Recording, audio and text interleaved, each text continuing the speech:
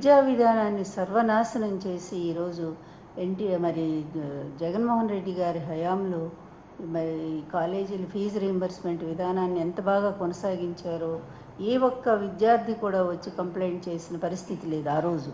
కానీ ఈరోజు చూస్తే పాపం నిజంగా చాలామంది స్టూడెంట్స్ వెళ్ళటం లేదు కాలేజీకి. ఇదంతా ఎవరంటే విద్యాశాఖ మంత్రి ఒక అసమర్థుడిని పెట్టాడు. కొడుకైతే చాలు, ఎక్కడున్నా ఇది అంటారే, పంక్తిలో చివరున్నా సరే మనవాడైతే చాలు అన్నట్టుగా అసమర్థుడైనటువంటి తన కొడుకు లోకేష్ని తీసుకొచ్చి విద్యాశాఖకే మినిస్టర్ని చేశాడు. ఈయన వచ్చిన దగ్గర నుంచి విద్యార్థుల కష్టాలు అంతా ఇంత కాదు. పైగా నిన్న ఈ తండ్రి కొడుకులు అతి గొప్పలు చెప్పుకుంటూ ఉన్నారు.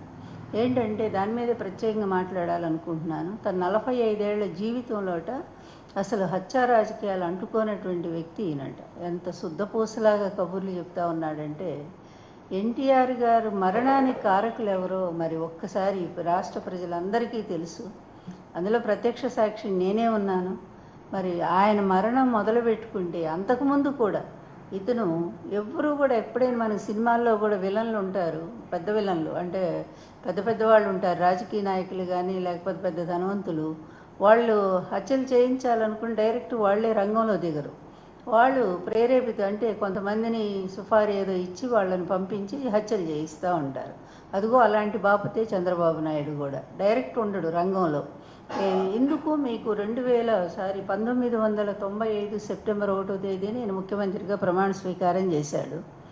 ఆ చేసిన తరువాత ఆయన ఉన్నటువంటి టైంలో ఆ 4 ఏళ్ల కాలంలో రాష్ట్రంలో ఎన్ని హత్యలు జరిగినాయో ఒక్కసారి లిస్టు బయటికి తీస్తే తెలుస్తుంది. ముఖ్యంగా రాయలసీమలో ఒక వర్గం వాళ్ళ మీద విపరీతమైనటువంటి హత్యా రాజకీయాలను ప్రేరేపించింది ఎవరు? ఎందుకంటే కొన్ని సాక్ష్యాలు కూడా ఉంటాయి.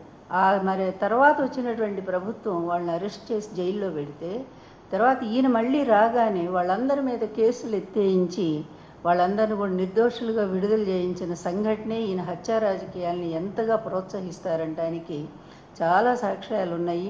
మనము వ్యక్తుల పేర్లు చెప్పేదానికంటే కూడా చంద్రబాబు అంటేనే హత్యా రాజకీయాలు కేర్ ఆఫ్ అనేటువంటి దీని మీద సినిమాలు కూడా వచ్చాయి. అందులో వాటి గురించి ప్రత్యేకంగా చెప్పాల్సిన పని లేదు. ఇక నిన్న ఈయన కొడుకు అసెంబ్లీలో అదేవిధంగా ఇప్పుడట బూతులు లేవట అసెంబ్లీలో వాళ్ళు మాట్లాడుతూ ఉన్నారు. బూతులు లేవంటే అసలు ప్రతిపక్షం అక్కడ ఉంటేనేగా, ప్రతిపక్షం ఉంటే కదా మీరు ఎన్ని రకాలుగా మాట్లాడారో. నిజంగా చెప్పాలంటే ఈయన ఎన్ని ఉన్నాయో చూడండి. ఈయన మాట్లాడిన బూతులు ఈయన కొడుకు ఇద్దరు కూడా ఆ భాష నేను మాట్లాడలేను, పవన్ కళ్యాణ్. ఎందుకంటే నా భాష ఎప్పుడు కూడా ఖచ్చితంగా ఉంటుంది, అది సాంప్రదాయంగా ఉంటుంది. కనుక కొన్ని ఏం చెప్తాను. జగన్ సైకో ముఖ్యమంత్రి, ఒక ముఖ్యమంత్రి రాష్ట్రంలో పిచ్చోడు ముఖ్యమంత్రిగా ఉన్నాడు. అతి చేస్తే తోకలు కత్తిరిస్తాయి ఈయన మాటలు, అది నాయి బ్రాహ్మణులు ఉద్ధరించి. అలాగే జగన్ ఎర్రిపప్ప. ఇంకా నేను కఠినమైన పదాలు అవి చెప్పట్లేదు నేను. ఇంకా తర్వాత నాయన భయంకరంగా ఉన్నాయి ఇవి చెప్పాలంటే.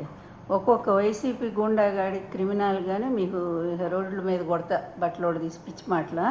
అరే ఏంట్రా అసెంబ్లీలో పాతేస్తా, ఇంకా ఆ పదాలు కూడా వాటల్లా నేను. అలాగే వాళ్ళ ఎమ్మెల్యేలు దళితుల్ని ఏ విధంగా తిట్టారో, పోలీసులను అచ్చెన్నాయుడు ఎలా తిట్టాడో. ఇంకా ఈయనైతే ఈ లోకేష్ అప్పటికి ఏమీ లేదు, కనీసం ఎమ్మెల్యేకి కూడా గెలవలేదు. ఇతను మాత్రం ముఖ్యమంత్రిని పట్టుకొని నానా మాటలు అంటాడు. వీళ్ళు మాట్లాడిన భాష అంతా మర్చిపోయారు. ఎందుకంటే అది తండ్రి కొడుకులు ఇద్దరికి కూడా మరి మతిమరుపు అనే జబ్బు ఒకటి ఉన్నట్టుంది. Please subscribe .news.